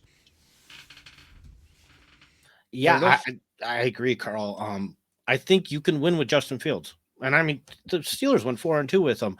It's just, he's still raw and he's still got some things to work on, but I don't think he's a terrible quarterback by any means. I really don't. Yeah. Now, from what Scottish Bear, from what I've seen through the lens with their new head coach, whose name is escaping me, the man who was the cornerback, Aaron Glenn, the cornerback of the Jets, who conceded the fake spike from Dan Marino, by the way. I think that through a very far lens, Justin Fields, Aaron Glenn, that's a good pairing. But I think also Aaron Glenn played Justin Fields for like 2 years as the defensive coordinator, saw him firsthand, and the Lions during those years really sucked the dick of Justin Fields. Dan Campbell always talking about how great he looked and terrifying, and Aaron Glenn was probably the first guy in his ear telling him how scary he looked. So that is a little bit of a match made in heaven. Speaking of sucking, I like it. This is a great transition for Carl to be able Richie Incognito. No, I'm just kidding. Oh, you were just okay. I see how it goes. No, hold on. Before we talk about Big Richie, the Hall of Fame should have been, let's talk about Matt Stafford. We're talking about the Steelers quarterback. Dave, you saw that ESPN clip of him saying that the Steelers could trade a second-round pick for Stafford to counteract what I just said. If the Steelers are so hell-bent on never having a losing season, going 10 wins and getting bounced in the wild card, that has Stafford written all over it. What do you guys think about Stafford being moved to the Steelers or somewhere else? I feel like Stafford's either going to play one more year in LA or he's going to retire. So if the Rams move on from Stafford, what do they do? That's the question, right? There's 2 options that I see for the Rams in the event of Stafford leaving. Sam Darnold. 1, Daniel Jones. Oof. 2, Aaron Rodgers. Ugh. Nasty, huh? I would rather pay $40 million for Sam Darnold and match him up with Sean McVay. Stetson Bennett. Did you know that me and Stetson Bennett are the same age, and Stetson Bennett has only played 1 year in the NFL? I think you guys spent the same amount of time in rehab too. Yeah, correct. I set you up. Bravo. The wonderful Courtney Cronin had a little snippet out there where she said, Carl, Would you like to Carl, take a picture? wait, Carl, did she Carl, say, Carl, would you like to say? no, but she did say Aaron Rodgers to the Bears as a backup, which I think Fuck her. She could take a picture. Courtney Cronin could take a picture for that. I like Courtney Cronin a lot, but I think that one's a little bit out there. I don't know where Aaron Rodgers winds up, but if I was him, I would not be a backup anywhere. I'd retire first. So he's going to retire there because he's not going to be a starter. I'm going to tell you that much. You don't think some team's going to start him? Steelers. I didn't defend this point enough earlier, but if Aaron Rodgers wiggles his way to any team and starts on any team in the NFL, it will be the Minnesota Vikings. Yeah. No, I mean they have better options. See, this is where Rodgers would rather retire than be a Tennessee Titan. Abso-fucking-lutely. That's just not going to happen. So yeah, so Adam, Daniel Jones is not technically on the Vikings anymore. His contract has expired. The Vikings would much rather have maybe Daniel Jones on the dirt cheap for the Vikings as a backup if that's what Daniel Jones want. But I've been hearing people say like Daniel Jones could go to any team and start because of how bad this quarterback draft class is. So maybe Daniel Jones finds his way to the Steelers, the Raiders, the Daniel Jets. Jones feels like a Tennessee Titan so bad. Oh my God. If Daniel Jones and Mason Rudolph stood next to each other, I would not know who is who. Yeah. Like that feels like a Steeler. I would hear the fucking Titan. I would hear the banjo in the background just Yeah. Man, I got to tell you guys, like when the 49ers drafted Trey Lance, there was that report that came out there saying that they offered a trade for Aaron Rodgers and it got shot down. You remember that? Yeah. Yeah. Before he got traded to the 49ers, Jets. The 49ers. The 49ers right tried to acquire Rodgers before the Jets. Yeah. Man, for Rodgers' sake, that should have happened. Like that would have been his best bet as far as his career went. Now get out of the AFC, man. Like I don't know where you're gonna go, but get out. He cannot hang with those boys. No. I feel like an entertaining idea is the big quarterback carousel. Brock Purdy leaves San Fran, goes somewhere. Sam Darnold goes somewhere. Rodgers replaces Brock Purdy in San Fran. But everything's going to be very status quo. Brock Purdy's getting paid. I'm sorry. It's just what's going to happen. Sam Darnold might get paid. Probably will get paid by Minnesota. And then you're going to just be stuck with these, mediocre ass Daniel Jones being a starter in Tennessee and Aaron Rodgers starting for the Raiders or some shit. It's not going to be the Raiders, but you know what I mean. So, Carl, you have been just begging for this. So I want you to start us off. Do we want to throw a bone at Cooper Kupp? Last guy, real quick. He's going to get traded or cut. Any idea where he lands, or do we care? Who is McVay's buddy? Unfortunately, it's not George McCaskey as much as I would have loved for it to be. But if you're the Bills, are you interested in Cooper Kupp? Yeah, there you go. That's that's a perfect fit. Because that's Cole Beasley, but just roided up. Yeah, I think he definitely wants to go to a contender too. Like, you're doing him a favor if you're doing Cole Beasley. If you're doing a Cooper Kupp a favor, you're sending him to Buffalo for like a fifth. I feel you. All right, hit up Richie, Big Rich. You're setting me up for Big Rich. You do it. Break it off. I can share my screen if you'd like. If we want to be able to read along, it might be a smart thing. We can give some credit to the Miami Herald. Good old Omar Kelly. Never heard of him, but he's the one who essentially released this. A lot of this news is not necessarily breaking, but essentially, I love how the article starts. Jonathan Martin lied. So again, a recap. Jonathan Martin, second-round pick. They tried to say that he was being bullied by Richie Incognito. And now we're seeing that essentially right here. I never believed for a second I was being bullied. So I need to pull up his Twitter as well, so I'll have to get to that. But essentially, Richie Incognito is going on a media tour saying that Bullygate was fake. And I don't know, man. These are the things that make the NFL what it is. Like, something like this resurfacing years later. It's just so good, man. I don't know. This is a crazy story to me, guys. David, you want mean, to start? If you want to believe the details of it all, and it was his mom and all that shit. Let me get the Twitter open because that's where the juicy stuff is. Yeah. Yeah, I mean, depends on where we're going with this and what we're believing and what everything. The facts of it is that Richie Incognito is liked around the fucking league pretty much unanimously by anywhere he played. Secondly, it's the fucking NFL. I remember Bullygate. I remember this was a little bit of a woke period in the NFL that just pissed me. It was Bountygate. It was Bullygate. It was I was about to say Greg Hardy. It was Deflategate. It was Greg Hardygate. I mean, it was kind of an obnoxious time in the NFL to begin with. This one was probably the one that pissed me off the most because I thought it was kind of fucking lame. It's bullying in the NFL. It's what do you call it? Hazing a little bit for rookies. It just never sat right with me at the time. Now, David, not to cut you off, that was a blurb in that article. I didn't read it, but essentially said that the NFL, this was the stepping stone to graduate from hazing rookies by giving them haircuts of penises in their hair to now this woke stuff. Oh, no. God, there's a dick shaved in his head. Oh, poor guy. Look at all this bullying. Look at all this bullying that's going on the TL. I mean...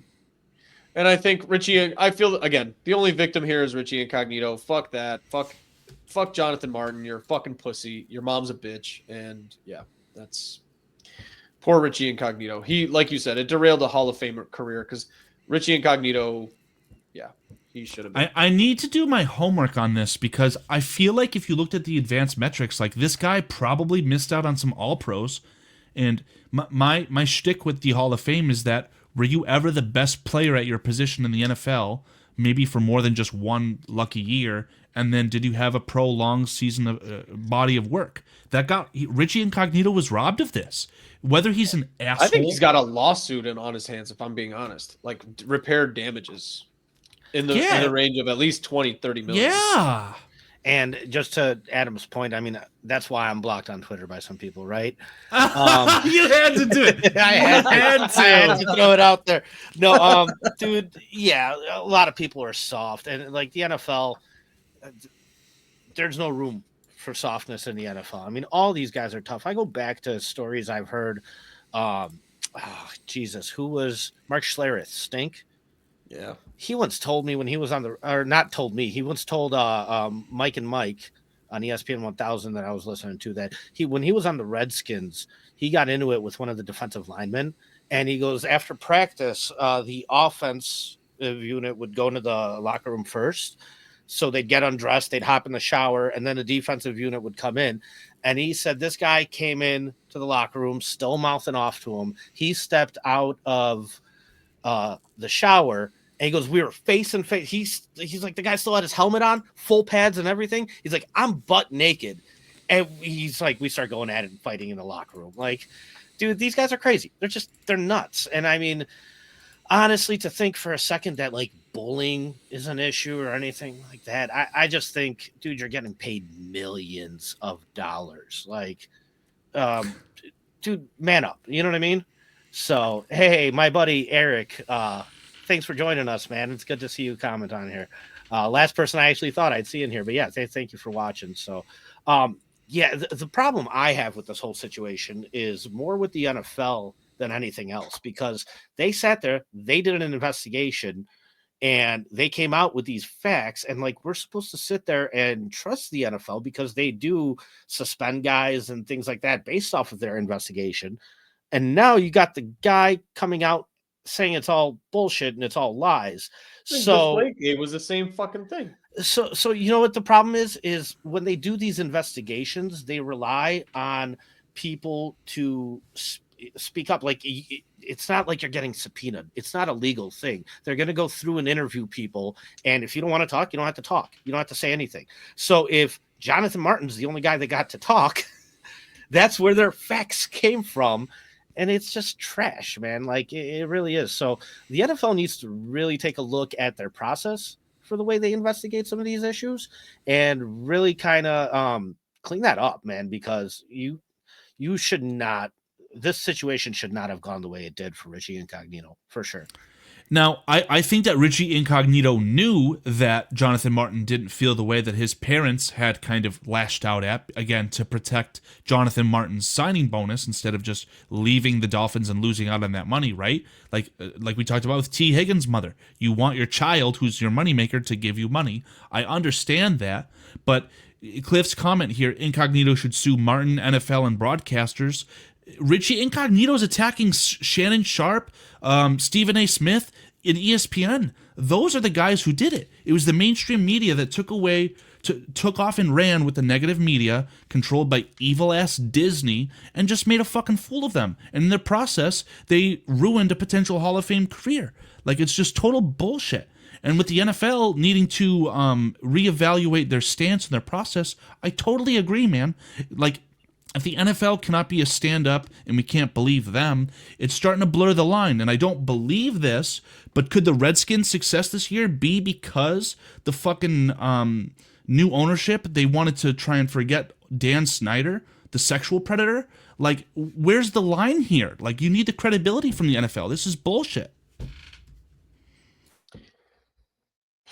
I don't know how much more there is to say. I mean, I think honestly, to assume they have a process that needs to be reevaluated, I call total bullshit even on that. I don't think they have a fucking process. I think they just pretend that they have people walking around saying stuff, and then whatever way that the court of public opinion is swaying towards, they're going to be like, yeah, totally, that was the case. That is 100% true.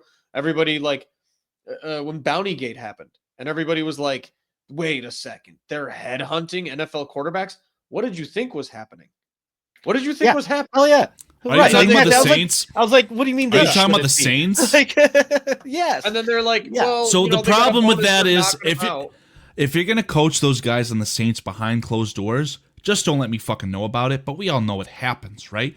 But when you start to pay them money under the table, if it was, to give them that incentive to hurt players, that's where the problem is. Dude, you got incentive for sex. Anyway. You're literally paying these guys out there to go get sacks. We see good sacks nowadays get flagged for 15 yards, and 2 of those would result in an ejection. Talk about woke. So a sack is definitely not the same as, rolling into someone and tearing their ACL like what happened to Tom Brady. That's apples to oranges. Right. But you know what the problem is, Carl, is it's still fucking happening. And it's not going to change. And whether they're getting a bonus under the table now anyway, you've got hip drop tackles that are happening and nobody fucking cares. You've got guys who are still shout out TJ Edwards. You've got Aziz Al-Shair, fucking knocking people unconscious. Bro, we made a short from one of our earlier NFL ski episodes, and we got attacked for that. All these Texans fans saying it was a clean hit, he was sliding late. What the fuck are you talking about? Dude, and then Aziz Al-Shair should be ejected from the USA, not just the NFL. You have quarterbacks like Patrick Mahomes going out there taking advantage of the rules. Right, because and that's why we talked about... You don't want to hit him out of bounds, so guess what he's going to do? He's going to go out of bounds and stay in bounds. Now, the worst thing in the NFL... That should be an offensive... The worst thing in the NFL on the football field is the fake quarterback slide, like what Kenny Pickett did in college. You fake the slide, pull up, run for a touchdown. That should be a whistle, like have 2 whistles. Allow you to blow 2 whistles. Stop the play immediately, 15 yards from where the play started, and if you do 2 of those, you're ejected, and you miss the next game. That shit needs to be a 2-way street. I mean, this is Cliff Victoria nails it. It's the hypocrisy of the NFL. We don't like violence, but then they made literal NFL highlight films of like nastiest hits of all fucking time and then put it on NFL Network. Fuck you, you fucking hypocrite bitch. Like, You're talking to me about how gambling, you got all these guys getting lifetime bans. Jamison Williams got a year-long ban for fucking gambling on football. I don't even think it was on his own team. It wasn't Jamo Williams. It was Calvin Ridley. Jamo Williams got banned for using store brand Viagra or something. No, he also got banned like 4 games for gambling. But yeah, Calvin Ridley. I believe it. Gambling or some shit, and then they're gonna. I gotta find some tweets on DraftKings.com. DraftKings.com, the official sponsor. DraftKings.com. Fuck you, you fucking assholes. And that's what I'm saying with Richie Incognito. That didn't matter. People and moms were getting on Twitter immediately at that time. Oh my God, did you see that video of the coach saying if you hurt him, you get 10 grand? Oh my God, did you see that video of the guy saying he was being bullied by his teammates? let's, it was the court of public opinion time. It was a very much like everything was a gate. We were comparing it to Watergate, for Christ's sake. Everything was Watergate. And then whatever happened in the court of public opinion, that's just what they were going to do. So who fucking cares? Fuck Jonathan Martin, honestly. He's an absolute piece of shit human being. How it took him this long to admit it and hold on to that guilt for that long, you're an asshole, dude. Fuck you. Good for coming out and saying it. You should get sued. You should absolutely. Richie Incognito, 100. I can't think of anything that's this slanderous, career damages. Like Carl said, he fucking affected his Pro Bowl voting probably. Guys in the media that would want to vote for Richie Incognito as All-Pro didn't. That killed his contract status because you get bonuses for being an All-Pro. Fuck that guy, dude. And then you get coached to not be a bad guy. I mean, I think in that article, it was a good quote. I can't remember exactly what it was, essentially. It is a requirement to be a good football player to have 1 or 2 screws loose. Now you're teaching these kids not to do that. Now you have a worse product on the football field. Quarterbacks are getting hurt, and we're going to try and, put more rules on. We're going to have them wear guardian caps. No, man, I think it's definitely a butterfly effect. There is a little bit of that correlation causation with offensive linemen. Offensive linemen growing up were the kids who were like, I'm the biggest kid and I like hitting people. I'm going to get good at fucking legally getting allowed to hit people. Like legitimately adored hitting people. Now that's frowned upon. I knew a guy that joined high school wrestling just so he could break people's bones. And this is what I'm saying. Bigger it's than like, everybody. You may as well put them in there. And now you're taking all these nice guys who are like retired basketball players and making them fucking. This is why, just get the biggest rugby players and make them offensive linemen, dude. Fuck that. I mean, for Christ's sake, Myles Garrett is a top candidate, for a trade. Everybody's saying, hey, this guy's All-Pro defensive end. We all saw him attack somebody with a helmet on the field. You know what I mean? Like, hey, whatever, right? He produces. He produces. Him nicely. The problem is the linemen, they don't have the numbers. You can sit there and be an asshole like Aaron Rodgers, but damn it, you're so good that it doesn't matter. And the numbers are there. Same thing with wide receiver, dude. You can be as crazy as Antonio Brown. If you're putting up the numbers, it's going to get swept under the rug. For linemen, for offensive linemen, they don't really have many numbers to put up. So, that's where I think it really on top of them Richie Incognito the most. On top of the linemen relying on their other linemen. Again, 5 equals 1. So, yeah, you're totally spot on here. I just think this is a massive story. And unfortunately, because the national media got it wrong to begin with, no one's going to talk about it. And it fucking sucks because there's a legitimate butterfly effect that I think is resulting in a lesser product of my favorite sport. It's a bigger story than the original actual story. Fact. And 100%. It's going to be swept under the rug in one day rather than be talked about for 2 months. And this has Barstool written all over it. So if Big Cat Williams is talking to Richie Incognito, might have to call off work, listen to that in its entirety, because that's going to be a great listen. I mean, Richie Incognito has already been on a few podcasts with Julian Edelman and all that stuff. Richie Incognito needs to be invited on every fucking podcast and be allowed to just tell the truth. Because fuck that guy. ESPN, ran by Evil Disney. If they want to get their credibility back, dedicate the A block with Stephen A. Smith to a one-on-one interview with Richie Incognito. I'm buying YouTube TV. I'm watching live ESPN again just because of that. Step 1, get it right. Yeah, and unfortunately, somebody, $1 million idea here. Somebody give Richie Incognito and Jonathan Martin a sit-down conversation with a host, and someone will try and say, "Oh, that's not going to go well." They're literally buds. I think that they can settle those differences aside. It's just keep the Jonathan Martin parents away from that story. I think it would go very well. At the end of the day, when it comes to dirty players, I think, these guys around the league know who's a dirty player and who's not a dirty player. And Harrison Smith. And these guys switch teams. So at the end of the day, you might be teammates with some of these guys. Dude, it goes way back. I remember, what was it? Deion Sanders, I think. Some guy went low on him and got up and just smacked the dude in the face, started mouthing off to him, "What the hell are you doing?" You know what I mean? Because that's cheap. What do you want to take out my knee like that? And so for no reason too. And I get that. And then who was David? Who was that ginger corner on the Titans that pissed off? Cortland Finnegan. Finnegan. Dude, that guy pissed off Andre Johnson so bad. But I mean, some of these guys would do research. Oh my God. They'd Can learn you your imagine? mother's name. They'd learn your sister's name. They would sit there and talk so much shit to you that, like, dude, The you want to talk NFL, about bullying? You They want to would talk cut about to bullying? black. I know where you're going with this, Carl. They would cut to black. We will be right back from this commercial break if Cortland Finnegan, Andre Johnson did what they did now. It was awesome. It's one of my favorite highlights, though. But if the great Al Harris can rescue Tyreek Stevenson and get him into the Cortland Finnegan school of thought and stratosphere, holy fuck, that would be amazing. Yep. I got not much more on this Richie Incognito thing. I just think it No. sucked. Yeah. It's going to inspire me to do some homework. I want to see what his numbers look like and where he'd rank as far as advanced metrics. So, if you guys are interested in that. He'd be an Alan Faneca. He'd be right there with Alan Faneca at that time. Is Alan Faneca not a first ballot? Yeah, I think Hall he of would be Famer? first ballot.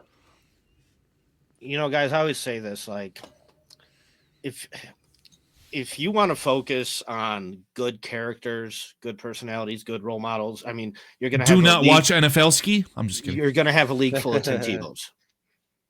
At the end of the day, the product's gonna suffer. I mean, sure, go ahead. You go out there, get high character guys, and like, dude, that's just not what I'm watching. It's a gladiator. Where do you draw the sport. line? I Death? don't have, dude. Carl, you know where my line Jalen is. Carter? It's legal trouble. He agreed to race. It was his fault. Dude. You know what, Carl? You want to go in on the Jalen Carter thing? I'm down, dude. Like I told you, it's No. all right, fine, David. It's your show. But This is where I would play the outro for BCP and just cut the show. but I'm dude, just like, gonna play the outro. See, I don't have much of a line. My focus is on field production and stay out of trouble legally. I mean, for me, I have Damn it, that reminded me. I haven't made the clip from our live stream from a couple Saturdays ago where I asked you about Kyron Lacey, and with zero hesitation, you said, if he produces. Guys, I have breaking news for you.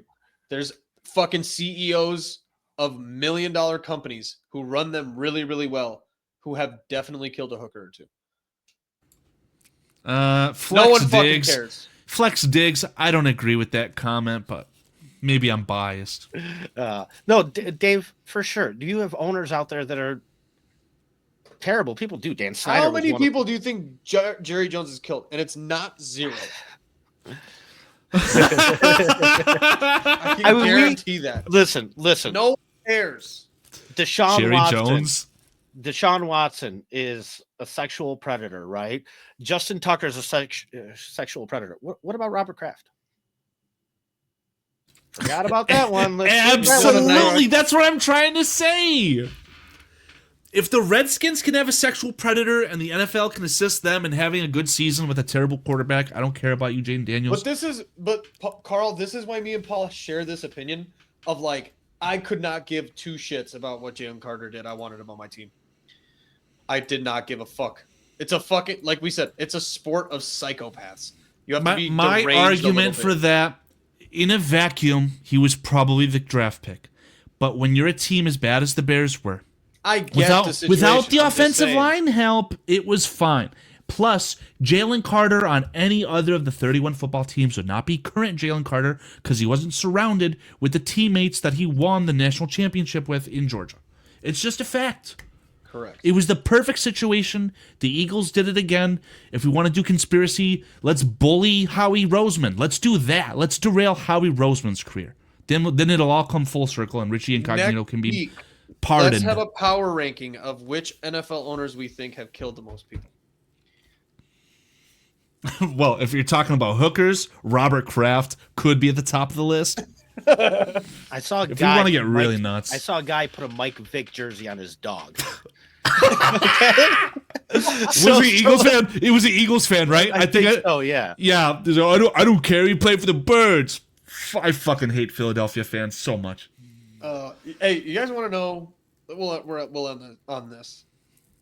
The Bears and the Eagles were picking back-to-back 2 years ago.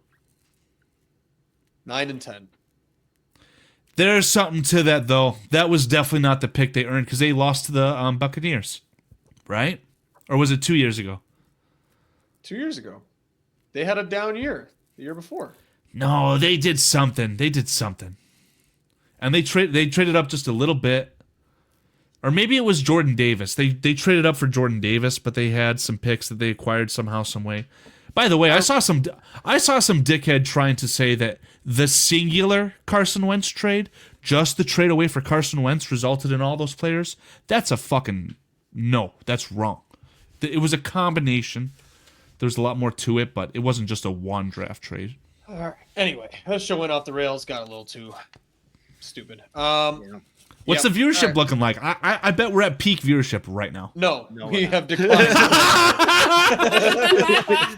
Definitely fall. I That's don't all, even see Adam folks. Mason in here anymore.